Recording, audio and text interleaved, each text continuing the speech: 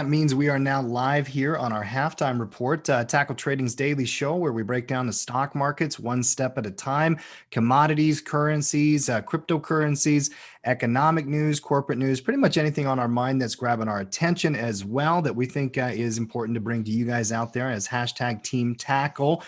As always, as you're popping into the channel, pop that hashtag right in the chat. We appreciate that. We love the community support and love seeing the chat lately. The way that you guys have been engaging each other, it's really cool to watch. Always positivity. That's rule number one. And let's have a good conversation here today. On today's show, stimulus deadline, or maybe we'll see if that actually plays itself out that way. But you have conversations between Mnuchin and Pelosi and the White House continuing to go on about stimulus and whether they can get something done before the election or whether they're going to have to push it till after the election. We will talk about that. Got a technical battle here, guys. I mean, really, if you think about it, you've got the red candles pulling it back into the old resistance zones. I loved Matt's technical read over the last several months, actually. He's been just dead on, but really talking about how that 9 EMA was in play. And after the halftime report yesterday, we had a little quick sell-off back into the 3,400 level. We have Coach Noah here to help us break all that down. Obviously, Matt is here as well, and Mark to provide analysis. Let's get right in the show. We also got corporate earnings, IBM and Lockheed Martin, Philip Morris, some big names at least from market cap perspective. We'll see if anything grabbed our attention on that front. Start with you, Noah. Noah Tuesday's here. How you doing, sir? Pretty darn good. Thrilled to be here. Just keeping an eye on these charts, watching this battle between the Bulls and the Bears. I think it's going to be an interesting zone to keep an eye on because I can see this playing out either way. But we're going to need some confirmation to the upside to, I think, encourage the Bulls to step up. And there's good support down below that would have to take out. So it's just a good inside candle to keep an eye on. Yeah. Maddie, pleasantries to start a Tuesday morning. How you doing, sir? Doing good. Excited to be here with the crew. Yep. Marky, what about you, my friend? I am, I'm happy. Like, I don't know, like, you know, I mean, we got beautiful fall weather right now. And, you know, and when you go through these great weather stretches, it's hard not to just be like, oh my gosh, it's going to be miserable in 3 weeks. I'm going to enjoy today. It is. That's how I feel about the election sometimes too. It's going to be, you know, but I'm going to enjoy today. All that dark stuff might happen one day, but I'm going to enjoy today. You know, live in the moment, my friend. There's no question about that. All right, let's start breaking down the action if we can here. Noah, let's start with a technical read, then we'll get into stimulus conversation. Give me a thorough one here on the daily, the weekly, and the intraday if you can. Well, yeah, yesterday's candle put in, you know, quite a bit of selling pressure. We saw an uptick in the volume participation right about the typical volume level based off of a 50-day running average. And the breakdown itself kind of came in hard and fast, reached those lows, and then put in a late-day rally there. And then right now we're just watching that inside Harami candle. And, you know, I've got a couple of just lines that I drew last time we looked intraday chart. I plotted some intraday support resistance zones that you can see on these old pivots back here. And the market just seems to be hanging out in there. So, you know, it's a good solid inside candle. You know, we've got that 50 period and the 200 period moving average right there showing up the same 3,400 ballpark. So that's a pretty good technical support zone down below. If we see further breakdown that, you know, we'll watch up to see testing. And then as far as upside potential goes, we're in a downward channel right now. And I would need to see it break out of this downward channel for confirmation. I'd need to see it at a minimum clear the 9 and probably the 3,500 zone. To the upside to really give the bulls a confidence in a swing trade type scenario. But in the meantime, I think this is tough sledding for the day traders because it's an inside candle and it makes direction picking hard.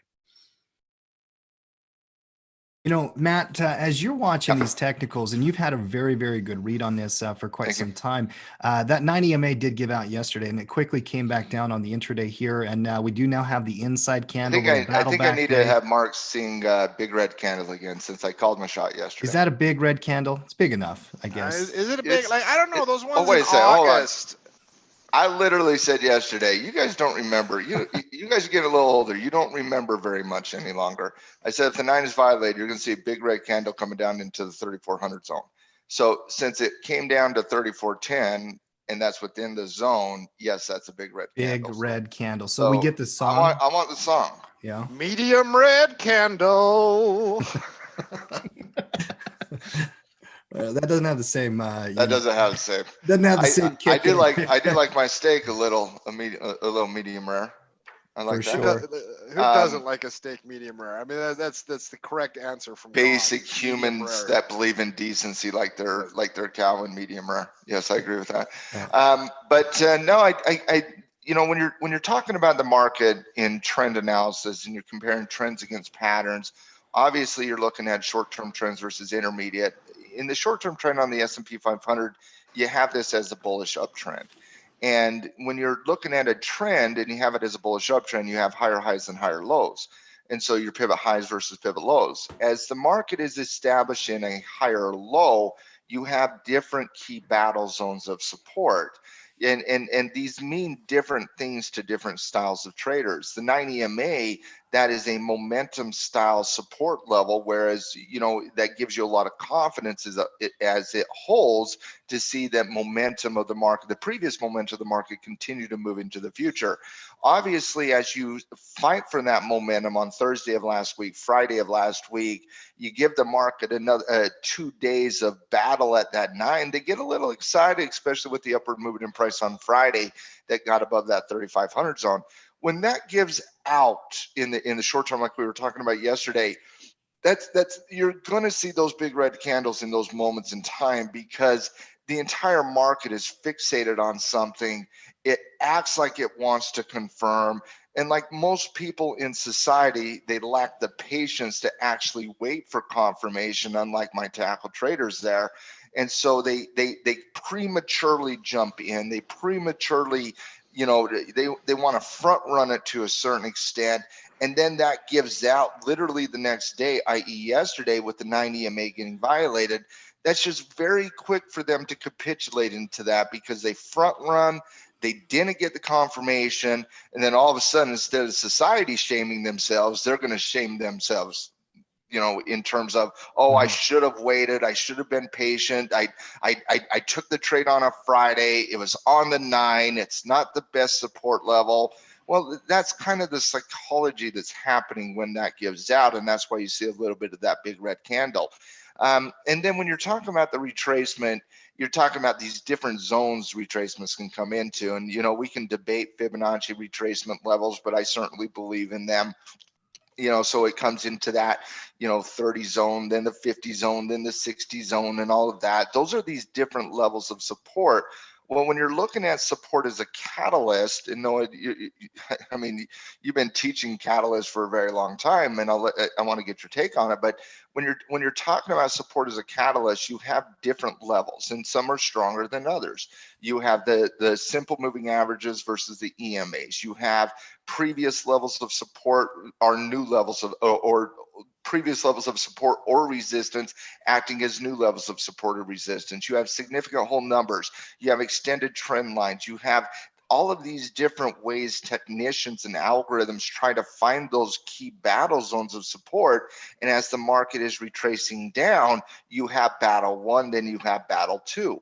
Battle 1 happens at the momentum of the 9 EMA.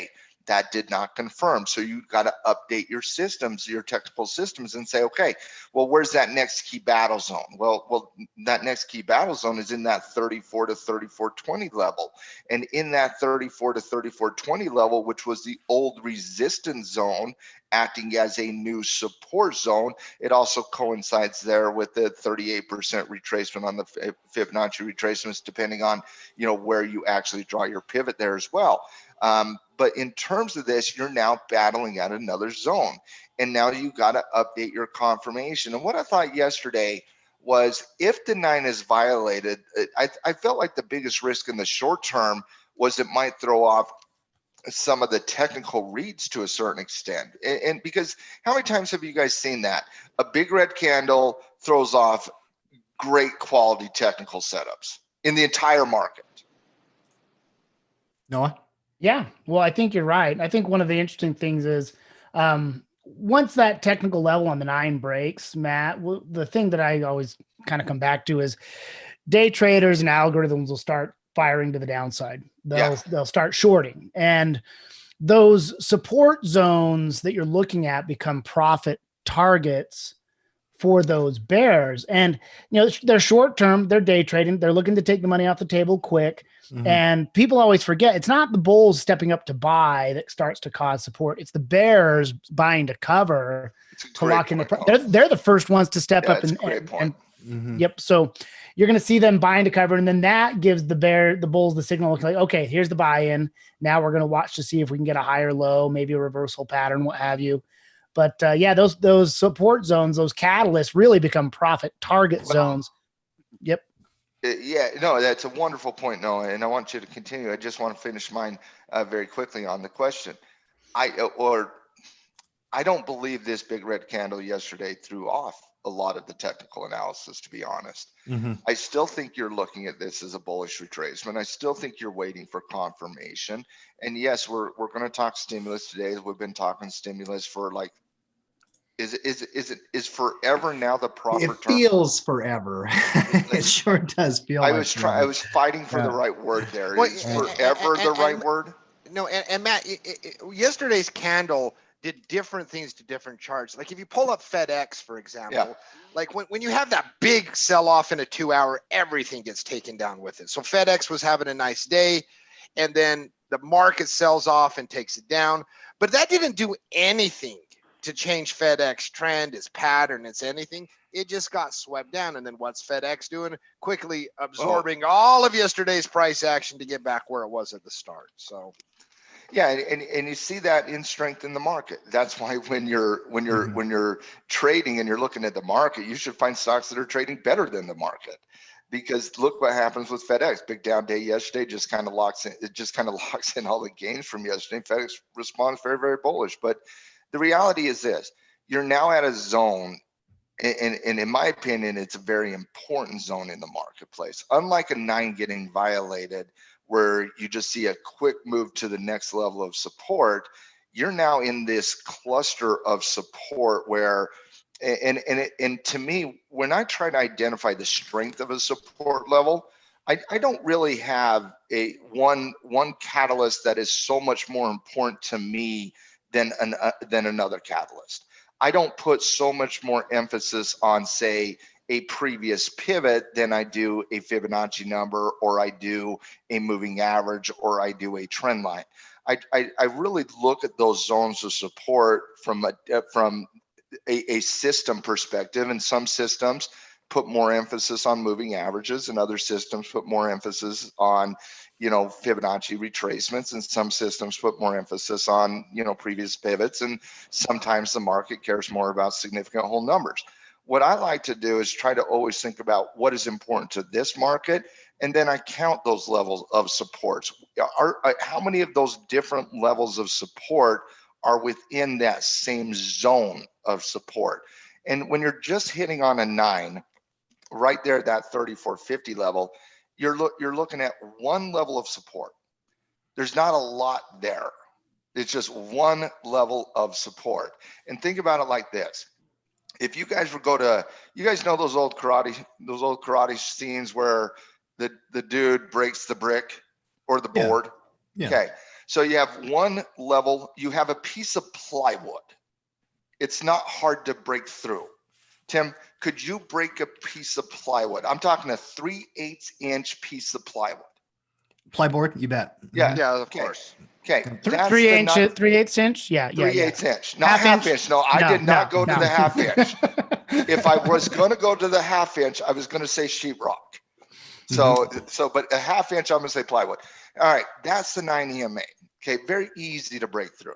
You come down into it, and now you're looking at that 34 to 3420 zone. Okay, and I'm talking about where we came in yesterday, not where the current price is today. Well, what's in that zone? Well, what's in that zone is the 20 SMA. What's in that zone is the 50 SMA.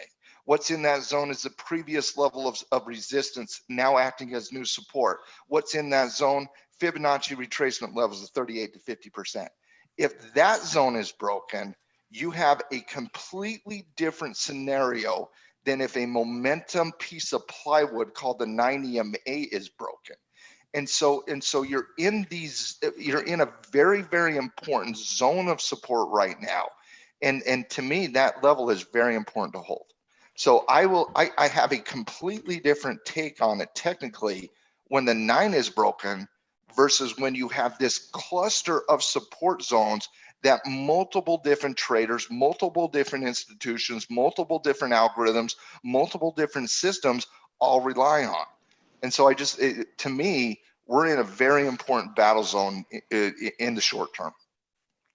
Even I have to respect that fib right there. You have to respect the 38% fib zone. When it hit it to the penny, and that's it impressive. coincides with one of your support resistance zones.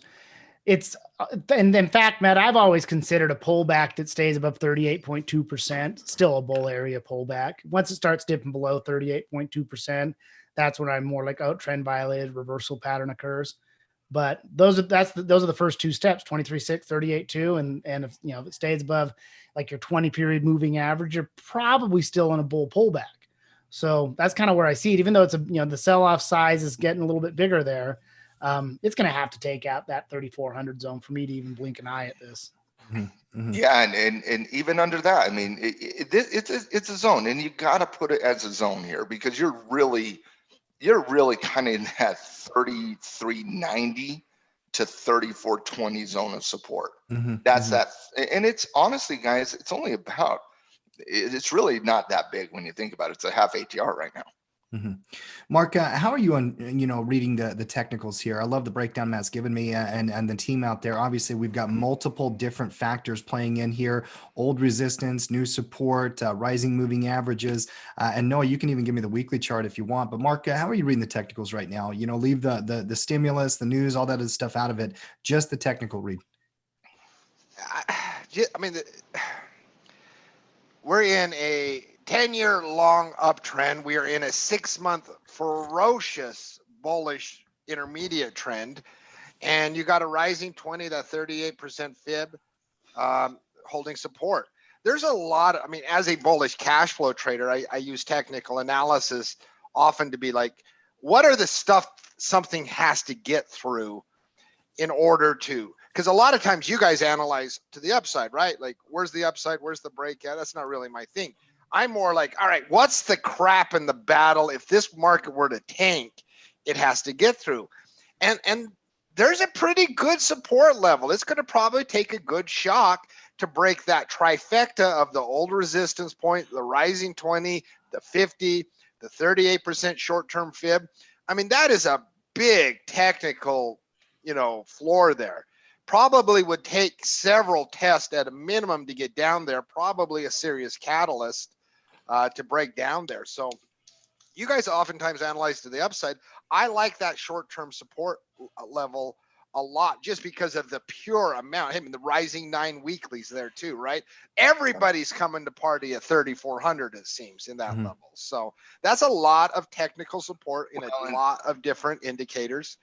3,400 is not a piece of plywood. It's the bricks. It's the bricks. So it's 5 bricks in a row you're trying to break through. So I would be shocked, literally shocked, if on a first attempt it got through there. So let's say the deal doesn't go through today, right? And then the algos start to sell off. That looks like it's going to take multiple attempts. So anything good has to happen. Like, all that has to happen in that to get another bounce up is any good news on any front. That's a big support level. Well, and I also think it's important to hold that 3,400 zone on not only on the daily chart. I think it's important to hold it on the weekly chart as well, because if that does consolidate for another week to 2 weeks coming into the election, obviously we're all going to be a little concerned about the election as we get a little closer. And we'll talk about hedging. We'll talk about shortening timeframes and shortening position sizes, because there is a fairly substantial uncertain moment in all of our lives coming up with it in 2 weeks from now.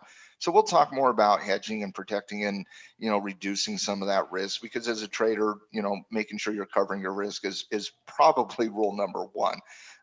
But to me, from just a pure charting perspective, if let's say you do consolidate and 3,400 holds over the next couple of weeks, and maybe we don't get the price appreciation, but we don't see anything big to the downside, I still think if 3,400 holds on the daily chart, it still sets up that weekly chart for a potential breakout post-election. Well, and even if you rattle between 34 and 35 for a while, Matt, back on the daily for a second here, Noah, and let's say that scenario plays itself out. You get mixed days back and forth, back and forth. You doji on the weekly and 30. It's not a likely scenario with all of the earnings coming up in the next 2 weeks. Sure. But regardless of what happens, as long as 3,400 holds, technical setups are going to be in play moving forward. Would you agree with that? As long as 3,400 holds, absolutely 100% agree with that. As long as that support level holds, good quality setups on individual stocks the next couple of weeks. It really is for me. I have a plan in place in case that, because the support zone is so strong, I expect it to hold in the short term. If it doesn't, I got a plan to add protective exposure if it doesn't, whether that happens 2 days from now or 3 weeks from now, right?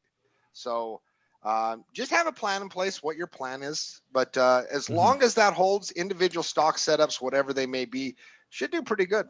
The headlines today are going to be driven around stimulus. Obviously, they've been that way for what feels like forever, Matt, like you talked about. President Trump is saying he can go way above 2.2 trillion. That's been, in the headlines for a couple of days now. Pelosi and Mnuchin continue talks here today. Matt, what's your read on the stimulus situation? Do we really have a deadline tonight? What are your thoughts on the whole conversation? We have a deadline tonight, like we've had multiple deadlines since July 31st. And it feels like it's an arbitrary deadline put by Pelosi. I mean, we are tied against the election 2 weeks, but we were tight 2 days ago, 3 days ago. It literally takes 1 day for them to actually take a vote. So no, I don't think we're too tied against the election. I maintain what I said yesterday. A deal is there to be had if a deal is wanted. And we can get into the muck all we want about politically this, politically that. A deal is there if they want it. Mnuchin, Pelosi are close enough. The question in my mind, and I think the question for the market is, even if Pelosi and Mnuchin come to terms, does that still mean the Republican Senate, who is concerned about how much debt we're adding to America, concerned about it from a fiscal perspective, are they going to sign off on our $2.2 trillion plan? The Senate and what Mitch McConnell has stated is that he will put it up to a vote, but he has not said that vote will actually get passed. And whatever you say about Mitch McConnell, whatever belief system you have about Mitch McConnell, the man knows how to vote count, guys. He's one of the best. He's one of the best vote counters out there. Pelosi's a great vote counter as well, but Mitch McConnell is he'll put up a vote if he knows the outcome of that vote. And I think the only time that I can remember in recent history where McConnell put something up to a vote where he didn't actually know what the vote count was going to be was the famous John McCain vote. You guys remember the thumbs down at 2:00 in the morning? It was on healthcare. Not the stimulus, the healthcare package. So it was the healthcare package, and so that was the only time Mitch McConnell has put something to a vote that I can recall off the top of my head to where he did not know the vote count coming into it. And so does the Republicans, does that bill 2.2 trillion, which is a big number, guys, does that get the Republicans on board in the Senate? I'm very dubious about that. The president believes they will. Just on news specifically out, Pelosi was just on Bloomberg TV. Algo's got a little bump in the last hour. When the market took off there a little bit.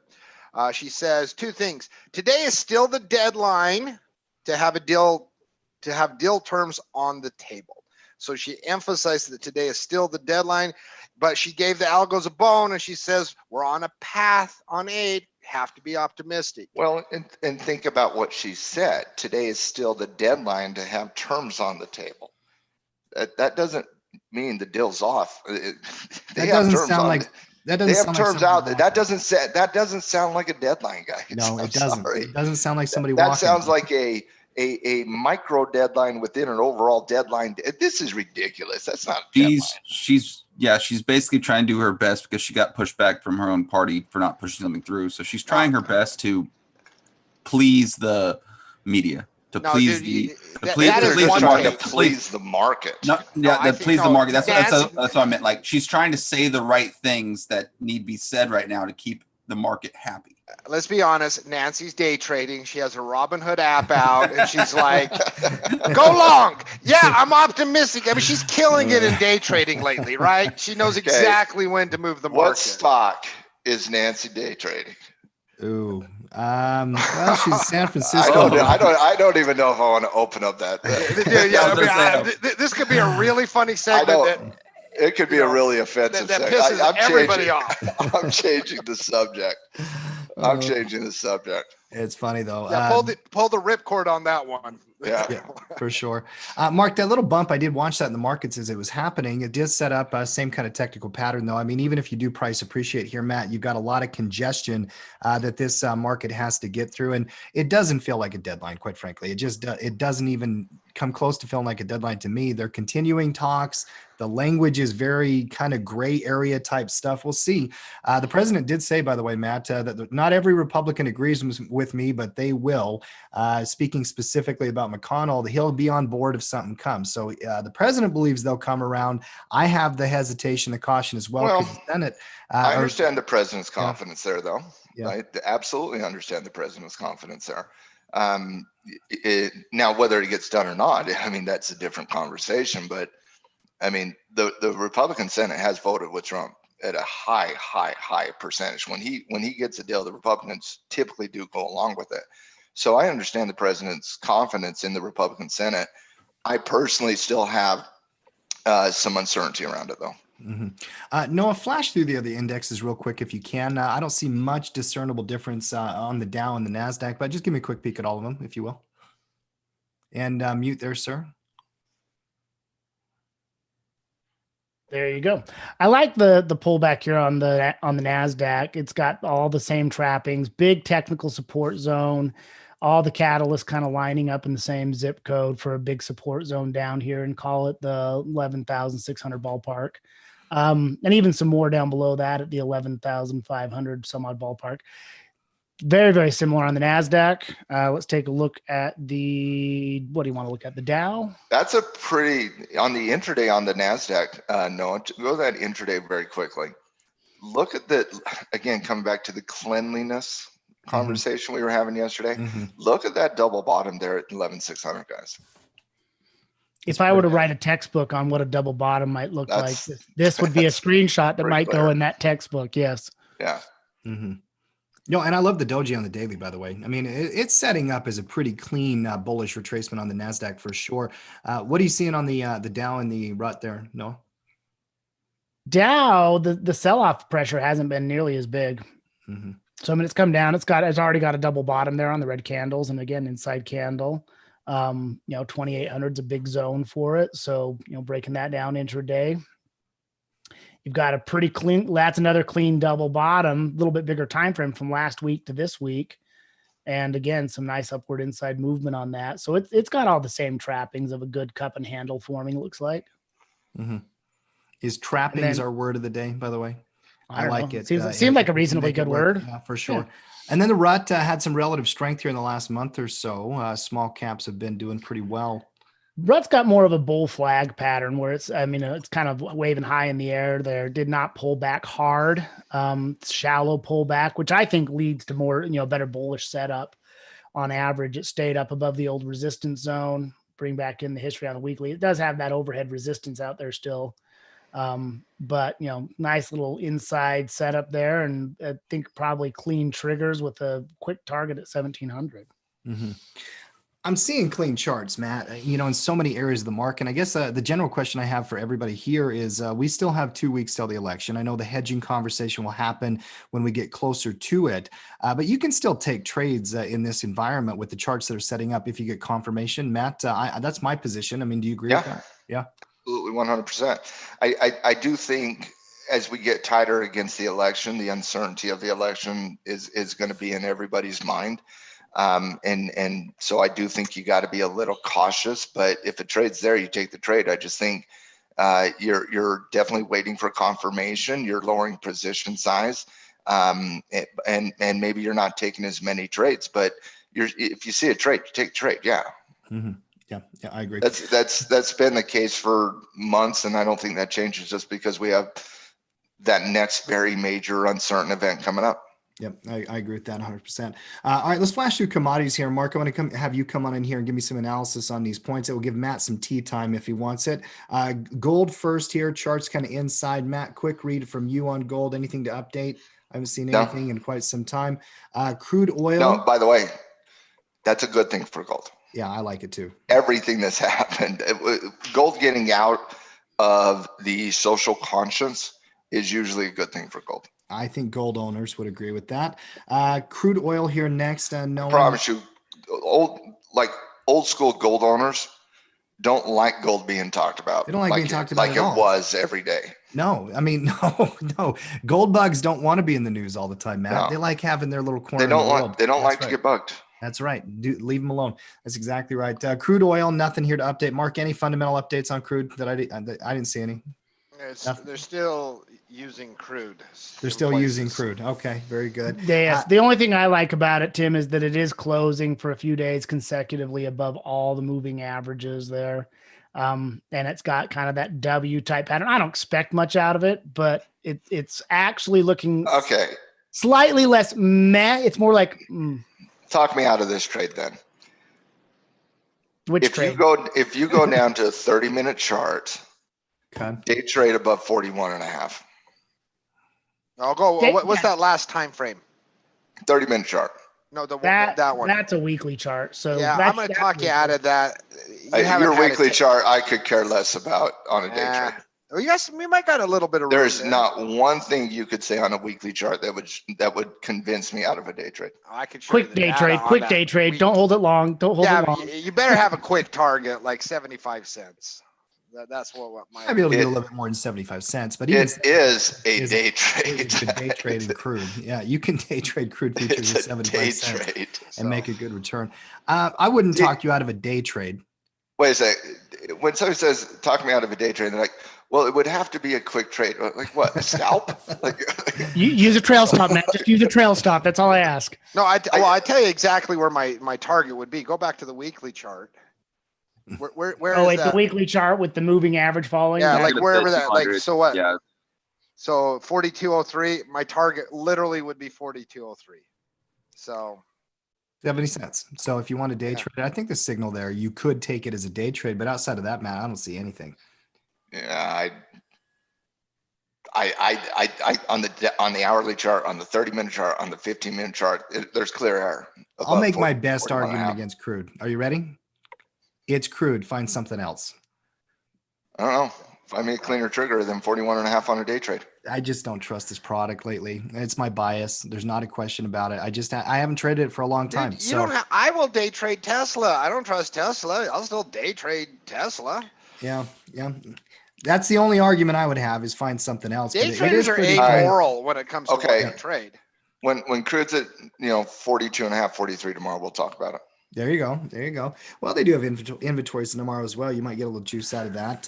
But let's wake up when it does that. Give me copper, though. I actually did see an interesting chart in commodities here, Mark. And Matt, we upgraded copper. I remember the conversation in our scouting report meeting on Friday. And you were talking about the potential for this breakout. You liked it quite a bit. We are catching it here today. Marky, read on copper here. I mean, if there was... Copper's had relative fundamental strength recently, like sell-offs. When you correlate it to risk on assets, it's just had fundamental, it's had relative technical strength. Set up for a beautiful technical breakout. We're getting that breakout today. FCX is following suit. It's one of those things, when I get the breakout on copper, I immediately go to FCX because it's going to follow suit on that. It is. Oh, take a look at that chart, FCX, if you can. And so, it's a pretty chart. It just has earnings. Yeah, when you break out on copper, FCX follows suit. And so, both are very, very, very nice charts.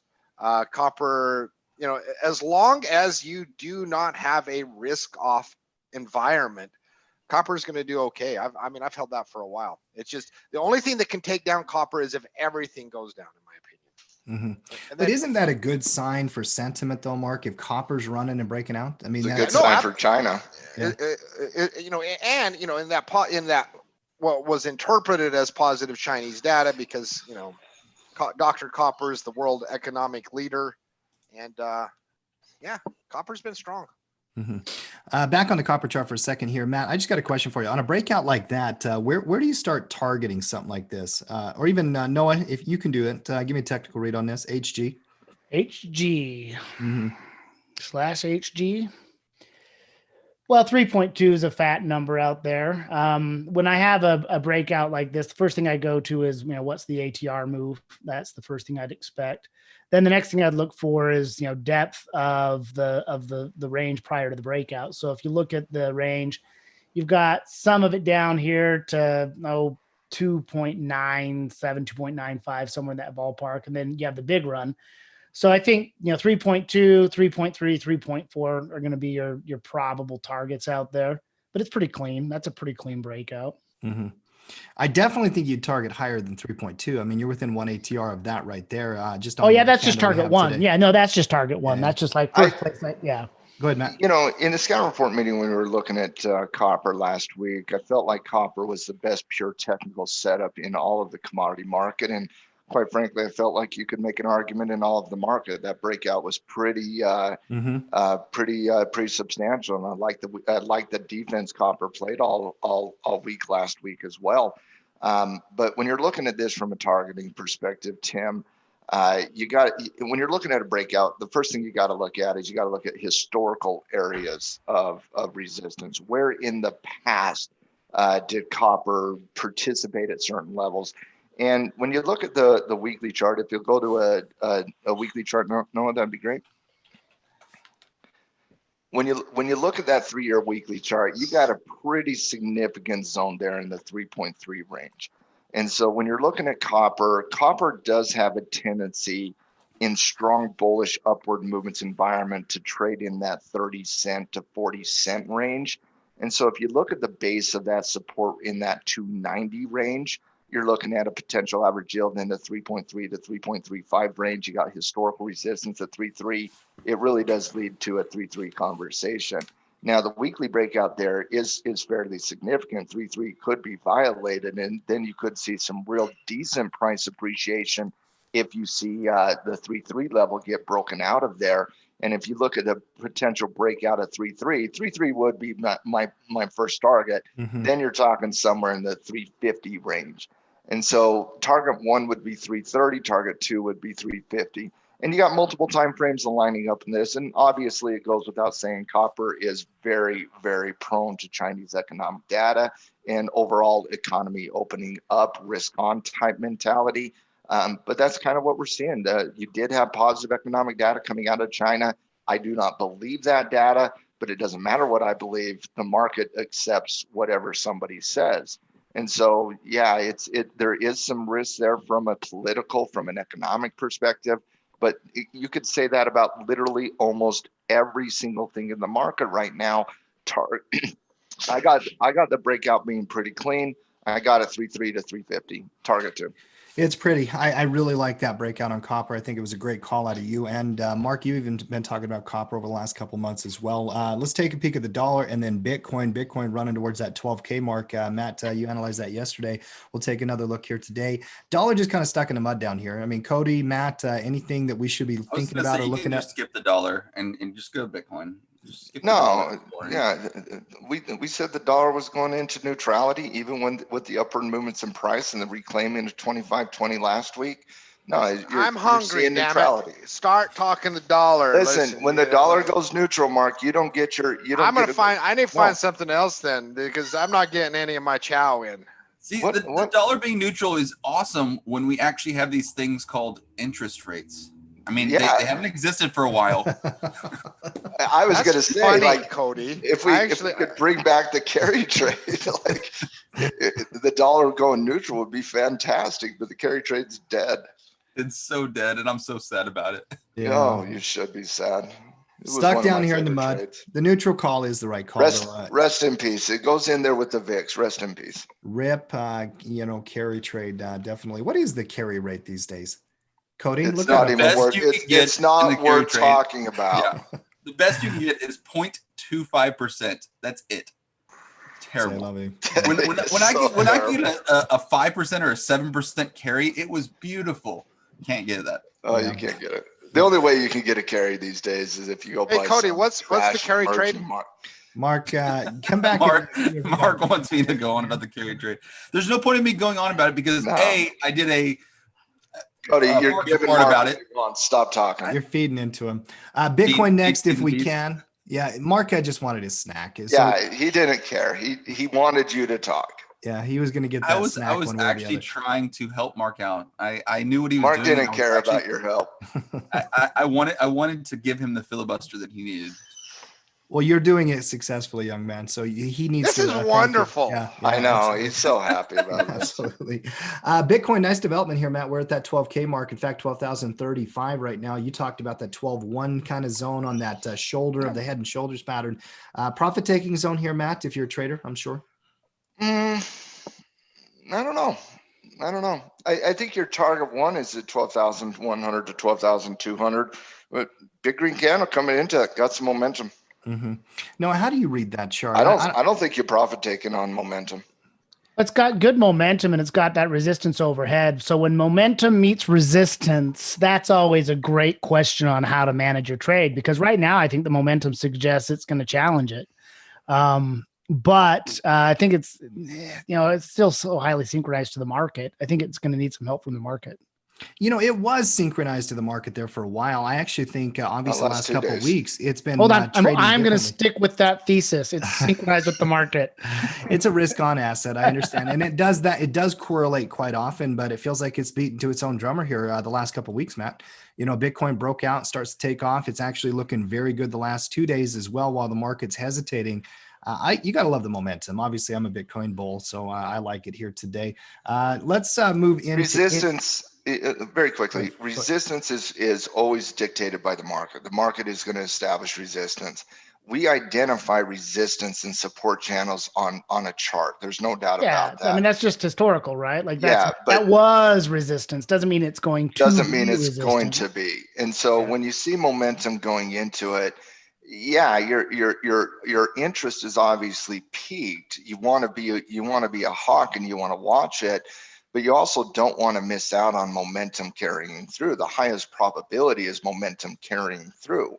And so, yes, you're certainly looking at Bitcoin right now and you're saying, okay, we love the momentum. We're a little cautious at that 12,200 level, but we love the momentum. Let's ride through the momentum. You don't profit take on momentum. You profit take when you start to see that slowing momentum at those key levels. It's at that point where the market is dictating resistance is forming again. Previous resistance does not necessarily mean it's always going to be held. I mean, think about it like this, guys. For an uptrend to develop, you have to have the constant failure of resistance. That's what an uptrend is. Failure of resistance.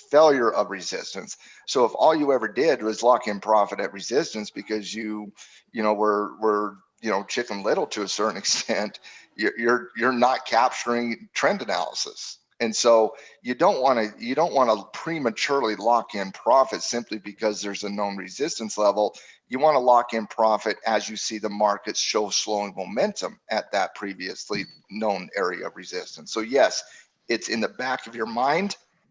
If you start to see weakness there, at that point, yes, you start adjusting stop loss, you start scaling out, you start doing those trade management techniques that reduce the risk exposure and also reduce the emotional risk exposure as well.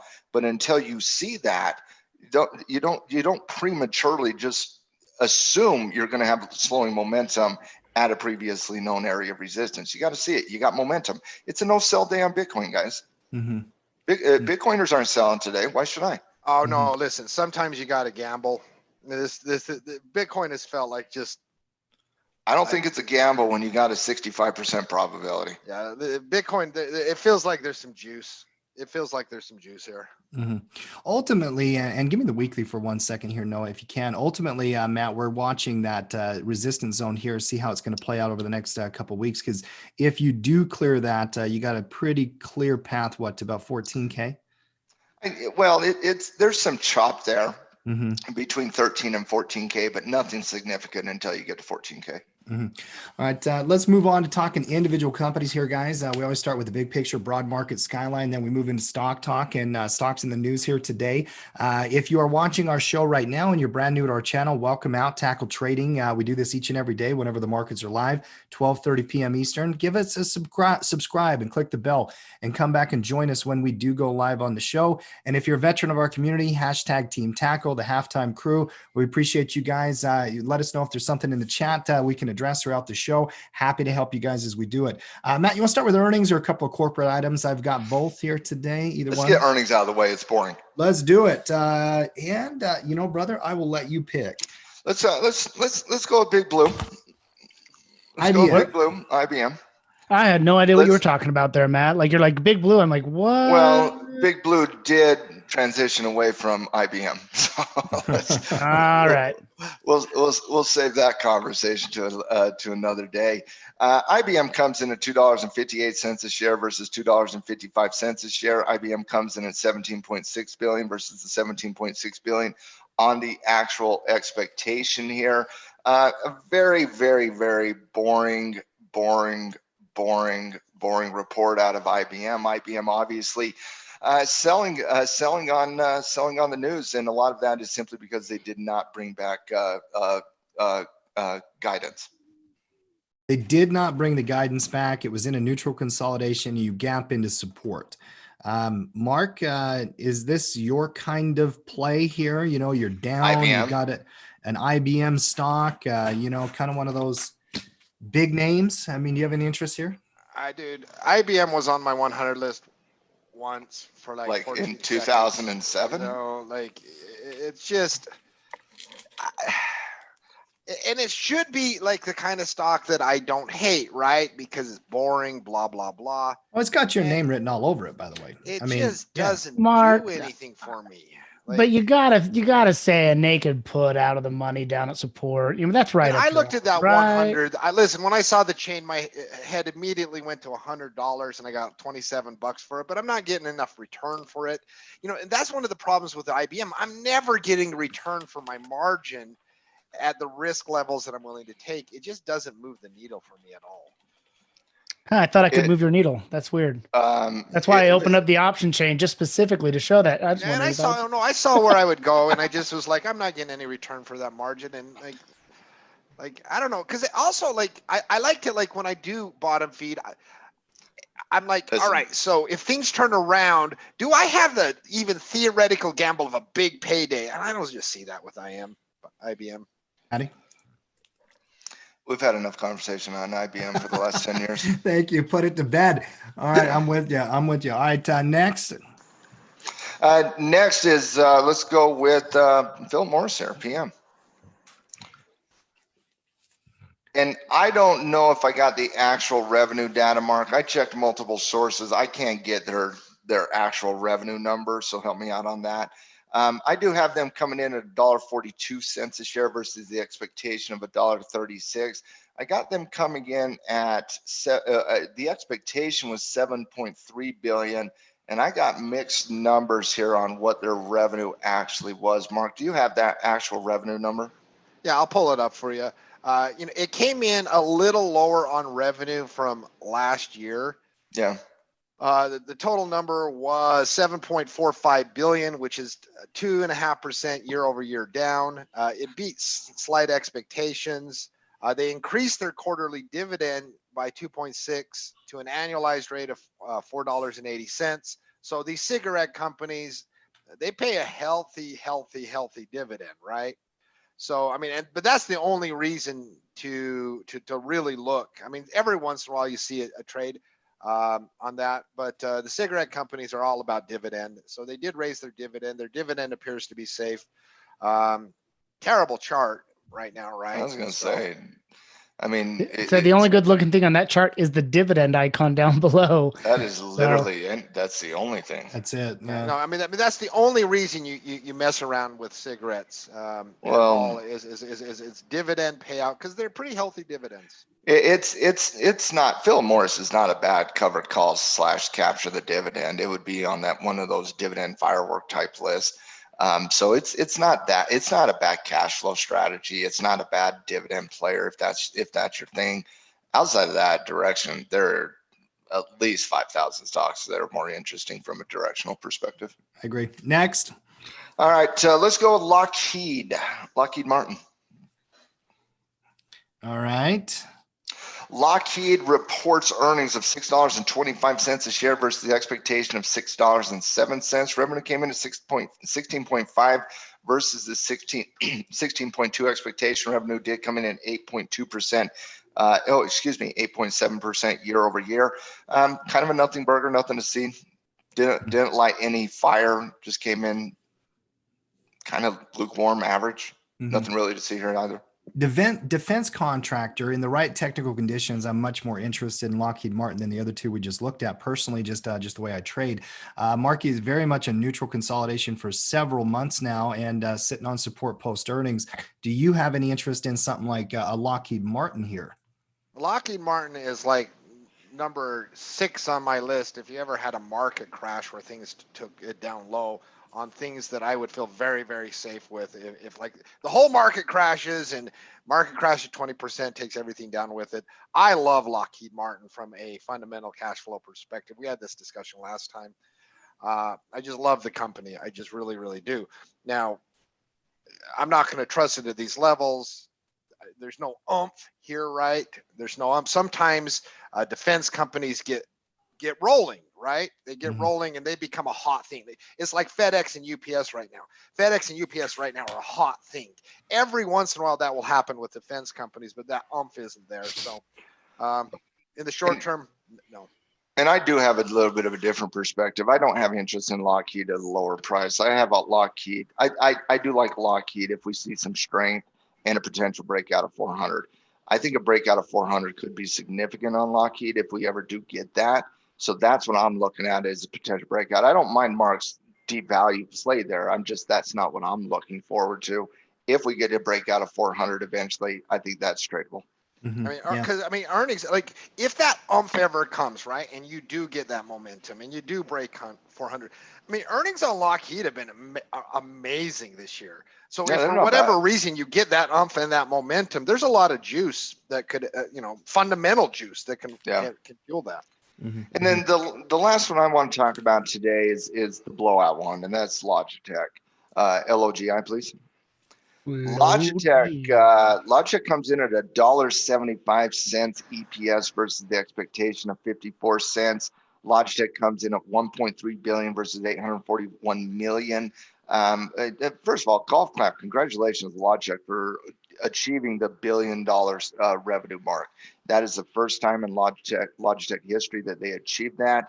The numbers are absolutely stunning. The price performance is justified with what we're seeing here today. We'll have Noah break down the gap and what to expect on a future potential trade. I think Logitech's got to be on everybody's watch list as a company that you're looking at trading multiple times over the course of the foreseeable future.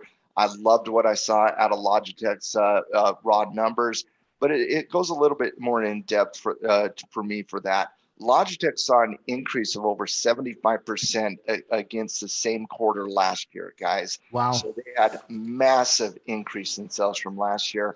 Operating income increased 372% in the quarter, guys, from a year ago. That is an absolutely ridiculous growth-based number.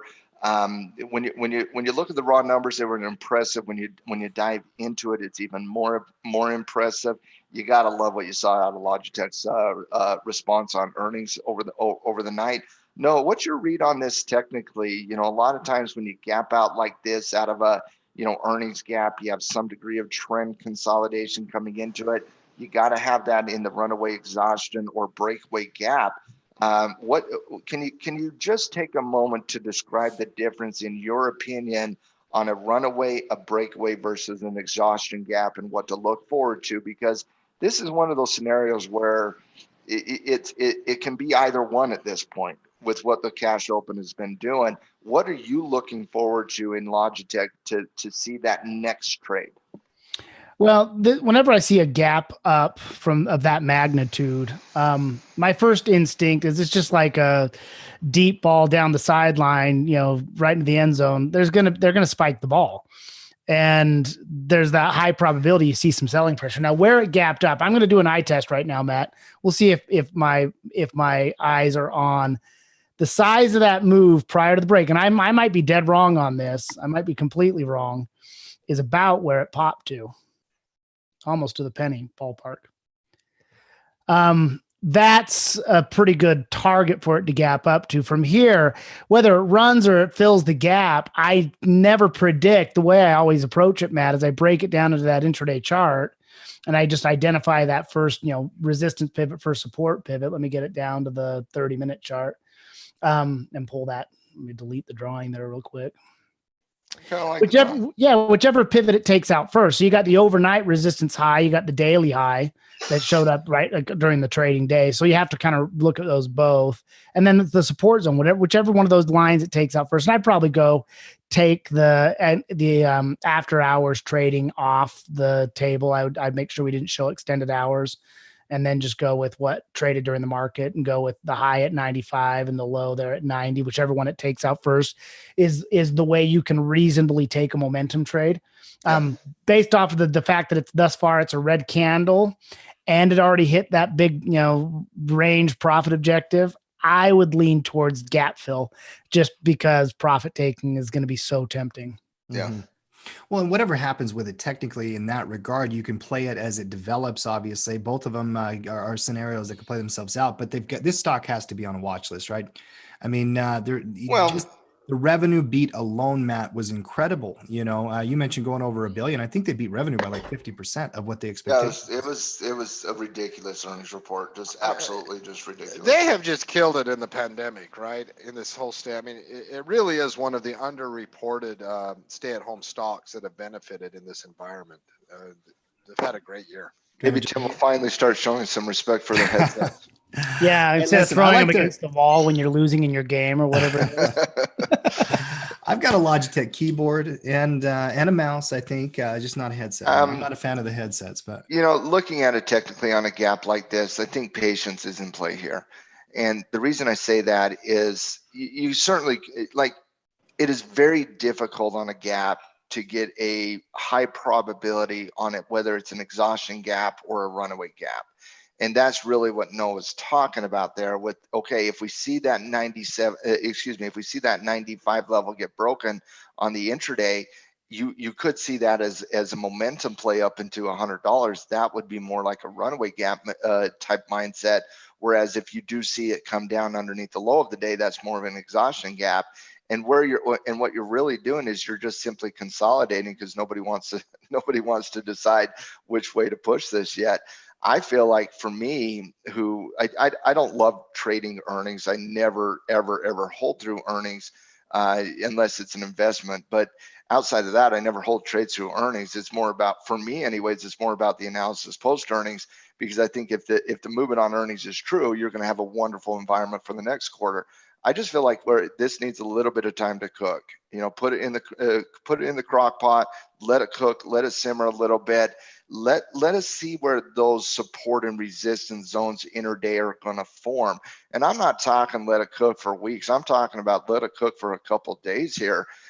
Let us see how that support resistance dynamic on the intraday starts forming, and then I think you could have a pretty decent little trade. I'm not looking at anything on the downside, obviously. Even if it violates support, I just think you wait for the pullback.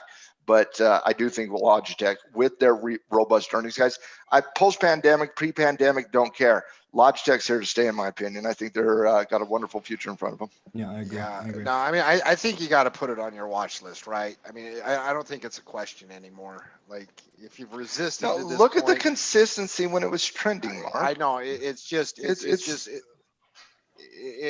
one of those companies you got to put on your watch list. Yep. All right, let's talk some more companies that are in the news here today outside of earnings. Let's start with Google if we can. And the first thing I want to note here, Noah, as you bring the chart up, stock is up 2% today. So this news, well, you'll have to take it with a little bit of a grain of salt.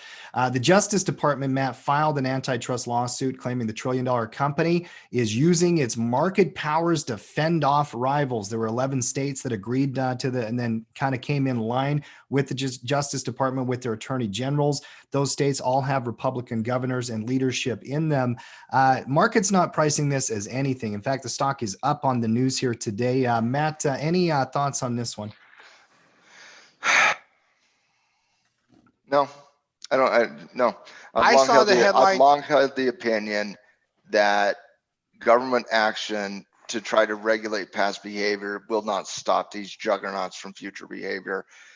Regulators regulate what they feel is misbehavior of the past. Google's already on to misbehavior of the future. I'm sure they're pushing the boundaries when they can. I agree with that. I mean, Mark, come on. When I saw the headline today, I didn't even write it down on my notes. You know, I just find them hilarious these days. I mean, it's just so we constantly, we get these government headlines about probing this and antitrust that, and then the market just doesn't price anything in, Matt. Because even when these things start, they're nowhere near close to finish. Number one, what the end result will be is we don't have any idea yet on whether or not they're going to be able to pursue this, get success with it, and all that kind of stuff. Even if they are successful, it doesn't change Google. Yeah. So. Yep. Like even in success, Google might be more powerful. So no, like I don't feel it moves the needle for me.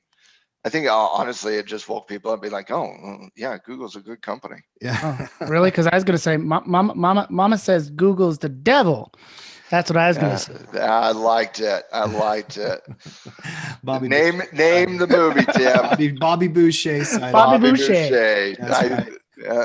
Yeah, dude, come on. Wait for a second. I come back and I hear Mama said Google is the devil. Yeah, that's literally how I walked back to my computer and heard Mama said Google is the devil. It's like, okay. Is that movie rewatchable? I'm sure it is. That's absolutely. Oh, I think so. Absolutely rewatchable. Can we all agree that the government does not know what they're doing? Yeah. Okay. Well, yes. Well, then the government coming out and trying to hamstring Google and trying to handcuff Google and trying to break up Google. I don't think they understand what they're doing there. I agree. And the market is kind of shrugging this one off here today. Goldman Sachs, more companies in the news with government settlement here today. Give me a GS if you can. You know that whole thing around Malaysia, that 1MDB scandal that's been going on for years. Are you talking about the whole thing where Goldman was selling fake bonds to the tune of billions of dollars to Indian consumers? Was it that, or Malaysian consumers? That whole thing. Yeah. The fraudulent behavior at Goldman Sachs. The illegally fraudulent behavior at Goldman Sachs, the white collar criminal division at Goldman Sachs. You're talking that. Okay. I just want to make sure. They actually have a division named the white collar criminal division. That's amazing. if they didn't, they should. That's the unofficial name. Right. For sure. By the way, they literally have a division at Goldman that says you are in the white collar criminal division. You specialize in white collar criminal activity. Yeah. And the guy who was running all that, if you remember when we had the story on the halftime show about a month or two ago, he also bought like a $250 million yacht, Matt, with that money. Pretty disgusting behavior that, Yeah. And let me guess, Goldman knew nothing about it, but yet they're willing to pay a $2 billion fine. Okay. They're paying the $2 billion, not admitting guilt though. Not admitting guilt. Yeah. So they're doing the Jamie Dimon thing. Yep. Okay. That's their gimmick these days. We'll pay it off. We'll pay the fine. We made more money than that, so we'll move on. It's disgusting. GM, by the way, a positive corporate news story, I believe. Actually, GM had a pretty big announcement. We talked about some of their merger speculation from. By the way, why is Goldman up? Why is Goldman up? The market's up. Clarity, right? No, Goldman's up because once you remove the uncertainty of the fine, they can move forward with more illegal behavior. Yeah. Back to business. And by the way, it could be a good buy.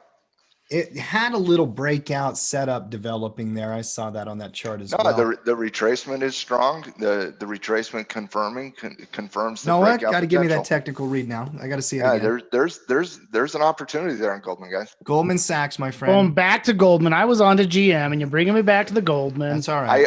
Honestly, I just didn't want to talk about GM. Yeah. Well, The GM's. break- It's I a think the news break. on GM's interesting, by the way. You got Can enough you break overhead. down the breakout of Goldman Sachs, please? You got one trigger at 214.92, call it 215. And then you've got some overhead resistance, but a good day trade in there. You're going to have some momentum based off of Mark, today's candle. You and I have debated Goldman Sachs many times in our lives. Yes. Right. And your take is very simple. The reason Matt hates them is the reason I love them. They're really good at making money, correct? Listen, if the Emperor Palpatine was publicly traded, You would trade it. I I agree with that. By the way, I have no moral objection to trading Goldman Sachs, by the way. I just don't invest in them. But in terms of that, the retracement, does that give you a little bit confidence in that potential breakout there? Listen, once again, Morgan Stanley and Goldman, I thought they had outstanding earnings again. I would probably trade Morgan's because I'm not going to trade them both, right? I'm not going to trade two investment banks. And so, and their patterns are going to be fairly similar. So I'm going to trade Morgan Stanley over Goldman Sachs, because, and there's a nice potential breakout setting up. There's nice on Morgan Stanley. A little bit of a resistance ahead, but their patterns are going to be the same. I'm just going to trade Morgan Stanley over Goldman Sachs, and I'm going to trade both over Bank of America and JP Morgan. I understand that. I like the Goldman Sachs chart. Mm-hmm. I like a quick swing trade, breakout at 215, target 223. I think it's an easy trade. I mean, their earnings were outstanding. Their earnings were amazing. That's just not me. Everybody, Morgan Stanley and Goldman Sachs, it doesn't quite feel FedEx, UPS, right? Because everybody hates finance right now. And so oftentimes the financial sector will get whacked in a day or in a week, and they just get taken down with it. But man, there's really, really like strong sentiment building on those two companies, those two investment banks in particular. Listen, I'll rail against illegal behavior. It's wrong. It needs to be called out. But the reality is Goldman Sachs, and I've said this many times, has the best traders on Wall Street. Yeah, they have the absolute best traders on Wall Street. And to me, I think Goldman Sachs traders are looking at that 215 breakout being like, let's add Goldman Sachs till 223. Mm-hmm. Mm-hmm. I think it's a cleaner trade than the Morgan Stanley trade. Well, nice little retracement, played defense, you got the confirmation. Now you got a breakout potential. I think it's clean. Yeah. I love the retrace. I love the breakout of the 200-day moving average. I love the retracement coming down into the pocket of the cluster that moving averages. I love the upward movement in price. Once you remove the uncertainty of how much fine they were going to pay on the 1MDB scandal out of Malaysia, you remove that from the equation. Goldman has some clear selling once 215 is achieved. You have some clear selling to 223. 223 is broken. Target number 2, in my opinion, historically would be in the 230 range. Mm-hmm. Mm-hmm. I like it. I like the technical setup. By the way, let's get back on GM for 1 second. No. I want to be clear on Goldman Sachs. Goldman Sachs has the best traders on Wall Street. The best traders are the traders that are sitting in their basement. Those are the best traders. Goldman has the best traders on Wall Street. Mm-hmm. Wall Street isn't the best traders. I'm telling you that right now. Absolutely. I know a lot of Wall Street traders. They're not the best traders out there. They have so many things that they have that you don't. The best traders are the ones that are in webinars like this, navigating the market from an individual perspective. That's the best traders. No Wall Street trader will ever approach what an individual investor can do. One of my favorite things to do is to listen to Coach Keith King on almost any topic that he brings up. But when he complains about Wall Street traders, man, it's pretty funny to listen to him tell some of the stories.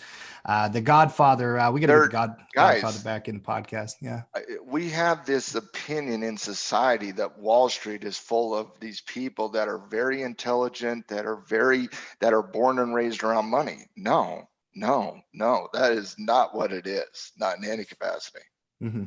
Give me a quick peek back at that GM chart there, Noah. It was on the option report over the weekend. Some positive news about them building an EV plant, I believe in Spring Hill, Tennessee, $2 billion that they're going to put into that development.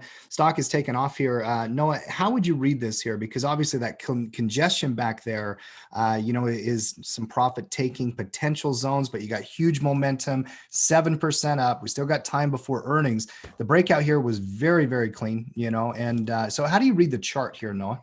Super clean breakout. Today's momentum and volume are huge. My big question now becomes, did I miss it? And where's the profit objective here, profit target? That's again just a ton of momentum, and it kind of paused briefly as it poked its head up above that resistance. And yesterday didn't really, when the market dropped, it stayed right there, just giving you that doji. So today's big surge, and that's exactly what it is. It's a big surge, Tim. And so I look at it. My big first thing I'm drawn to is, well, anytime I see a cup and handle type breakout, I'm going to measure the depth of the cup, and that's going to become my basic target for the breakout. And so this has got some room left to run. Once you set that out there, you've probably eaten up, half the range, but you've got up to 38 target, I think, on that. Beautiful candle map, beautiful breakout on the option report. Do you agree on the targeting somewhere up in here? Play the strength, be patient with the strength, and look for this 36 to 38 zone. How would you be looking at this one? From target number one versus target number two, target number one has been achieved. I mean, that's you have to target on a breakout where you have known historical levels of resistance. Those have to be targeted. Now, what you do with that target depends on the momentum. So in terms of that, I got target right now. The first target kind of being that 35.5 zone. You're currently above that with some momentum. The next target, in my opinion, would be in that 37. So I didn't know where you guys were looking, but I'm looking at 37 by 38 here. Yeah, in left of the chart, there's some stuff back there, but there's a lot of chop. Anything you say from 37 to 38 is going to be legit. Yeah, GM had that nice little developing pattern though, and bigger. I mean, honestly, and when you look at the intraday on GM, to me, there's no logical rationality in terms of locking in profit here. Maybe adjust that stop loss, but it's been a pretty clean open, and it's been a pretty clean momentum throughout the entire day on GM. Yeah, good day for General Motors. AMC, not such a good day here. We're talking about AMC. AMC theaters. Marky, I actually saw some social media headlines that they were going to rent out some theaters for like $100. Noah was talking about it. Noah was like, I could scoop up a theater and bring my family in there. AMC's talking bankruptcy, Mark. Well, when you brought that up yesterday, you brought up the run up yesterday, and I was normally I leave some ambiguity for individuals to make their own choice, right? I didn't leave that ambiguity yesterday on that run up. I was like, you cannot trust this. This is algo driven. AMC is in real financial trouble. That's what I said yesterday. Nothing changes today. You're going to see these headlines. Their balance sheet is a total disaster right now. They say they're going to be out of cash by the end of the year. If they don't get some kind of cash injection, sell shares, get some kind of bridge loan. It's one of those things where fundamental analysis when you're looking at companies is so critical to me. And so you understand what you're dealing with. And if AMC, listen, maybe I'll trade AMC when it goes bankrupt, like Hertz, right? Because that will be like, a good opportunity. We've learned that in 2020. But like, this is a no-go investment situation. They're going to need government money, and I don't think they're going to get that government money before they run out of money. And in their last round of lending, they had a real hard time even getting that, like an extreme hard time even getting that. So the investment community doesn't want to bail them out. AMC's on the way to bankruptcy. Man, it's an ugly looking chart as well. All right, couple upgrade downgrades here, guys. Last few items that I have, couple of quick ones. Give me Play, Dave and Buster's, Play. Mark, this right up your alley. Restaurants, that type of area. Well, They're they popping here a were little able bit to get today. funding recently, which is why you've seen a pop the last couple of days. They are also in a real crappy situation on their financial balance sheet, but they did get another round of funding. I mean, with so many of these epicenter stocks, I mean, that's the game. It is, can I get money and can I survive until life gets back to normal? I mean, that's the game. They got another round of money. Once again, I want to chase it because while they're not in the dire situation AMC is in, they're not in a great situation either, right? So, I mean, there's lots of other restaurants you can play. So if you want to find something in the restaurant space, there's a lot of other choices out there. Nice little movement off support here, guys. BMO upgraded this to an outperform from neutral. Now that it's run up here, I've got the falling 200 moving average and a resistance. Matt, is there anything here that is tradable in the short term? Oh, I'm talking trucks with Ahmed on what one? Dave I and do Buster? like Toyota trucks, by the way, and I love Toyotas too. We're talking Play here. It had a nice little run up off support. They caught an upgrade, but now I'm looking at it. It's got resistance in the falling 200. Is there anything here that I'm missing? In the short term? Do you want detail or just really No, quick? general, yeah. No. Yeah, I don't think so. All right, a couple more. Chevron CVX got a reinstatement by Credit Suisse as an outperform. I don't know how. I guess that's against the rest what of the company did energy they have? sector. Chevron. Are they CVX. outperforming sector? I think so. Yeah. Which I guess you can make an argument for. I can understand some logic behind that, but man, energy. Wait a second. Pull up the energy chart and pull up the Chevron chart. And you tell me that's an outperform. It's the same chart. Oh, that is the same. It's the same chart. Yeah. It literally is the exact same chart. It is the definition of sector perform. I mean, I don't understand how honestly anybody could look at Chevron right now and say, okay, that is an outperform type scenario. Mm-hmm. That to me is an obvious market. I just got a headline I got to share because we were talking about. Well, hold on very quickly and share the headline. Noah, can you go to the indicator tab real quick and add comparison? Oh, this is going to be fun. I need to teach Wall Street some things sometimes. Type in XLE, please. Do I need to strip off my moving averages for you so you can see it? No, you're good. Well, If you want, you don't have to. We need to put a unique color on there, though. Put a white. Go white. White. White stands out. Okay, there we go. Okay, apply, and then let's look at it. Okay, so it's doing the same thing. Like literally. Let's put the old correlation indicator on there while we're at it. That ought to take away any doubts. So again, XLE should be riding the one entire. Yeah. Check that out. Yep. I mean, it's right there correlated, guys. So what percent of the XLE is Chevron? That's that a good question. Exxon, it's got to be quite a bit. Yeah, it's got to be up there behind, Conoco or no, Exxon, I should say. Look at Tim, while we're doing this, look at sector spiders. It's got to be pretty close, pretty big though. Yeah. I just don't understand why Wall Street does this sometimes when they're like, yeah, Chevron's a strong buy. Why? Because energy's down and Chevron's just a big name and you think that's going to get more love than other companies? What's the logic behind it? Chevron's 22% of XLE. Yeah. You cannot call Chevron an outperform against the energy sector right now. It is the energy sector. It is the energy sector. Mm-hmm. I mean, that is the level of, people are going to wear more jeans because it's a pandemic. Yeah, it was a head scratcher for me as well. And that correlation indicator. And what's that white line right there, Noah? What was the That- tool you used, Matt? Comparison. Comparison. Mine tool. is the comparison tool. The comparison tool. I just think it's helpful visually, right? Mhm. It's helpful visually. When you look at the charts, it's the same chart. When you compare it against the one, they do the same thing. Mm-hmm. So I don't know. Yeah. Market perform is probably more likely a good. I got it as market perform. Yeah. Hey, while we're bashing on Wall Street and the mainstream financial media, a headline just came up. Google stock up on pledge that they will fight back against antitrust suit. You know what job I really want more than anything? I want to be the guy who writes the headlines for any economic news whatsoever. Like, it'd just be the easiest job in the world. I Yeah. mean, because we were all doubting, right? We were all on the edge of our seats that Google might not fight back and just capitulate against a lawsuit, right? I mean, there was a real doubt in the air, right? Yeah, That's funny. like Google's gonna be like, well, the government is now concerned Yeah, I about us. guess. We're going to change our entire business structure around what the government is concerned about for political headlines. Get out of here with that nonsense. Everybody go home. Work's done here at Google. We're breaking up. No, I don't think so. Yeah.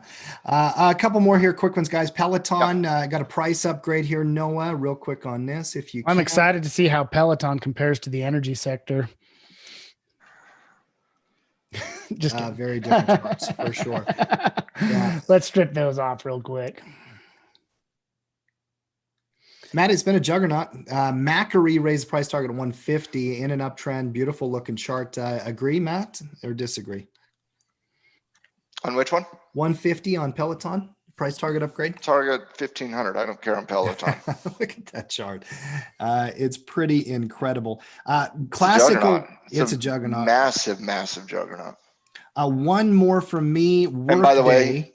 any target on Peloton is completely made up based just on making no it up. analysis. Yeah.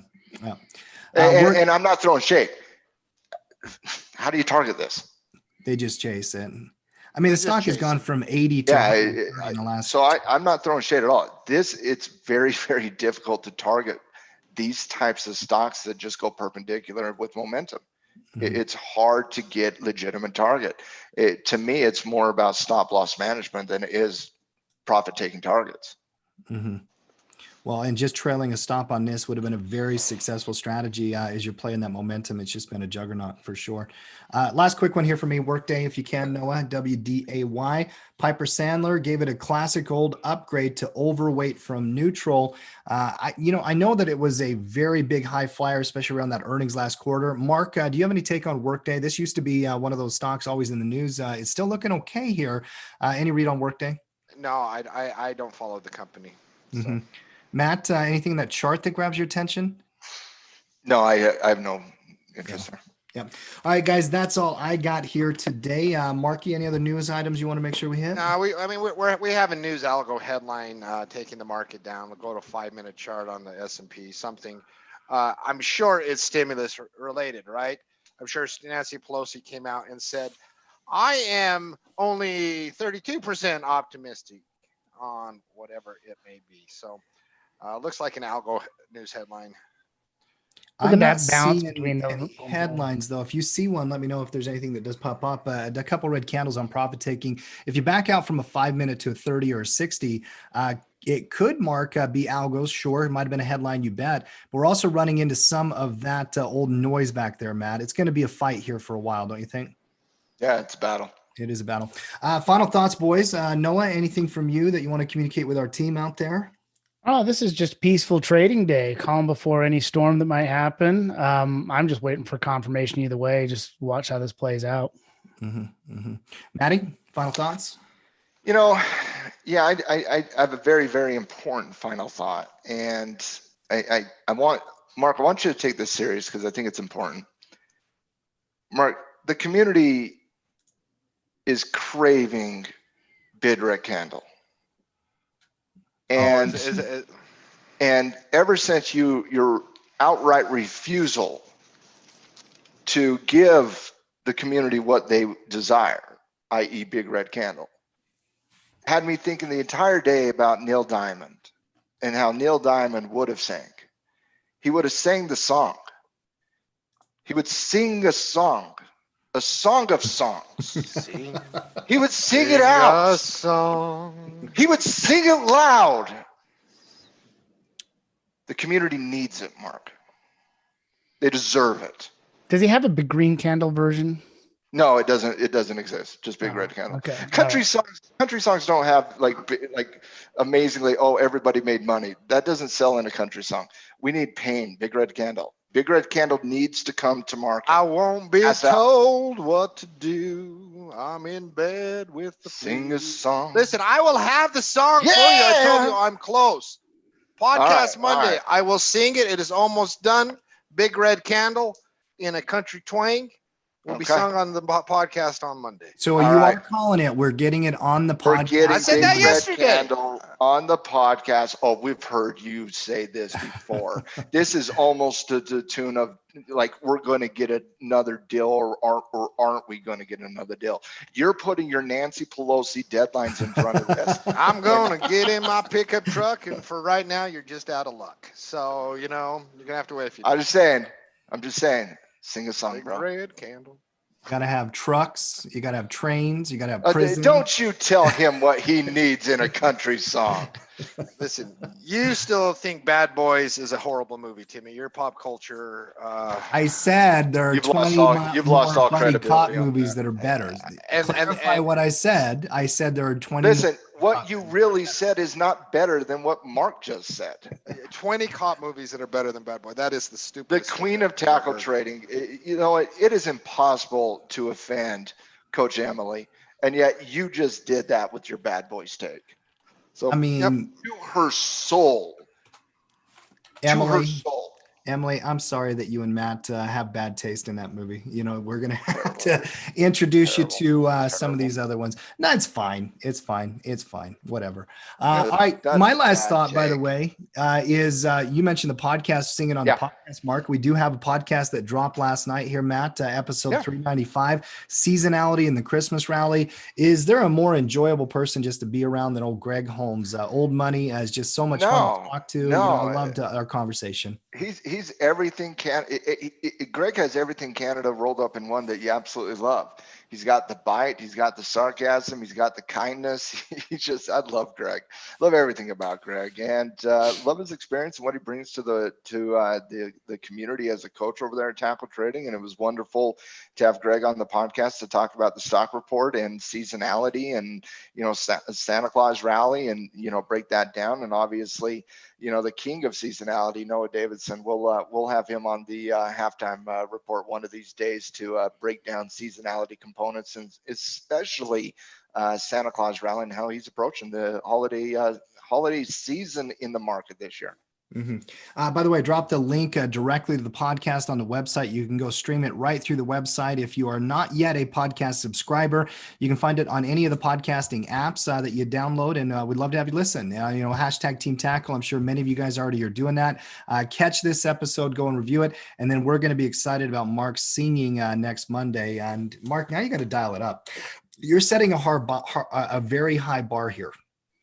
Okay, we're expecting, very good chorus, a transition, to laugh, to sing along. I mean, there's a lot here. Haven't you read earnings Daddy reports gonna enough? bring the gifts to all the kids on Christmas morning. All right, so just don't you worry one bit. Don't worry one bit. I like it. All right, guys, Team Tackle out there. If you are in our pro community, by the way, we've got Coach's show tonight. Mark, who's on the show tonight, by the way? We got Greg Holmes and Noah Davison on the show tonight. Yeah, that'll be. We're going to be there. It's going to be awesome. I feel bad Absolutely. for those who won't be able to make it. Well, if you cannot make any of the pro content, you can always catch the replay. We post those the next day in the morning, 8:30 p.m. Eastern Standard Time. Coach Noah, Coach Greg, going to be bringing you that. And if you are not yet a member of our pro community, there's always the same pretty standard offer, 15-day trial to all of our content. Come and see what we do, educating traders and whatnot. It's in the comments of every one of our YouTube videos. Wait a second. Hold on. Breaking news. Adam Stewart is breaking news that the Miami Dolphins are going to start Tua this weekend. Oh, whoa. If you're messing with me, Adam, I swear to heaven. No, my. I got it confirmed. Pro Football Talk. Tua. How do you say his last name? You don't need it. Tagovailoa. He is Madonna. He's Tua. That's all you need to I know. thought Fitzpatrick was doing all right. Yeah, Dude, but I love, don't make this a debate on Tua versus Fitz. Fitz supports Tua 100%, and so does the world. dude, 3-3 Dolphins bringing in the young gun, Matt. That's got to get you very, very excited. There's no question about it. I want to see him play. Listen, nobody knows, like Mark and Tim know how much I'd like to, and they know how much I've wanted to on the Dolphins for since he literally, I'm not kidding, guys, tackle. Since he played in the national championship game, took over in the second half and led that comeback win, I wanted Tua. I love Fitzpatrick, love everything about Fitz magic. He is amazing. I love him as a tutor for Tua, but it is on, and it is not Tua versus Justin Herbert, Greg. It is Tua versus the world. Let's get it right. I am so excited for this. I will not be able to be talked off the ledge on this for the next week. That's the only thing I care about. Dude, the rookie quarterback's been looking good this year. That Herbert is, he's looking pretty sharp too. I'll be excited. Don't you mention his name in a Tua moment. Oh, all right. We will definitely be tuned in. The Dolphins have had 20 starting quarterbacks since the king of everything holy, Dan Marino, retired. It's time. It's time. Y'all, Nick Foles, listen, you and Mark, you don't talk to me anymore about Nick Foles. You talk to Mark about Nick Foles. You talk to me only about Tua. Tua. Thank you. Dude, I like it. I absolutely will watch. I love the NFL. Been watching a lot of the games this year, and the rookies have been interesting too. Obviously, a high draft pick, and Matt's a huge Dolphin fan. Sounds like a bet, Matt. We're gonna have to have a little wager on this weekend, I'm sure. I don't know the last Dolphin game I did not watch, but Adam, you made my day. Thank you. And Linda, I love you, but you need to get on the Tua bandwagon. As your mentor, Linda, you need to get on the Tua bandwagon. Who do they play this week? Listen, do people actually give two shits about me singing Big Red Candle? He's backing. He's backtracking. He's backing up. No, Mark. No.